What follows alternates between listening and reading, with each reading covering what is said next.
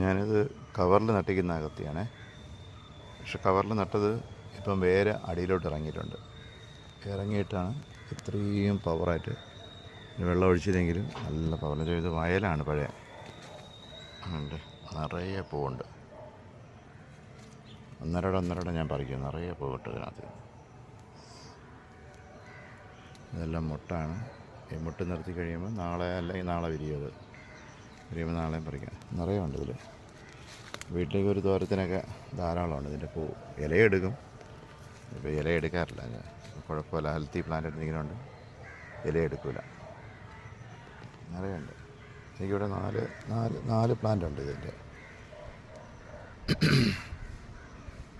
മാർക്കറ്റിലൊക്കെ നല്ല വിലയുണ്ടെന്ന് പറഞ്ഞിട്ട് 120 രൂപ 160 അത്ര കിലോയ്ക്ക് എത്ര വിലയുണ്ടെന്ന് പറഞ്ഞിട്ട്.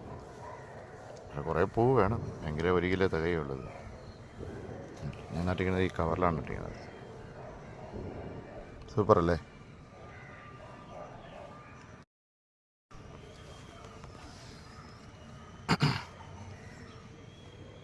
ഞാനിത് കവറിൽ നട്ടിരിക്കുന്ന അകത്തിയാണേ. പക്ഷെ കവറിൽ നട്ടത് ഇപ്പം വേറെ അടിയിലോട്ട് ഇറങ്ങിയിട്ടുണ്ട്. ഇറങ്ങിയിട്ടാണ് ഇത്രയും പവറായിട്ട് വെള്ളം ഒഴിച്ചില്ലെങ്കിലും നല്ല പവർ. ഇത് വയലാണ് പഴയ. ഉണ്ട്, നിറയെ പൂവുണ്ട്. ഒന്നരട ഞാൻ പറിക്കും. നിറയെ പൂവിട്ട് ഇതിനകത്ത്.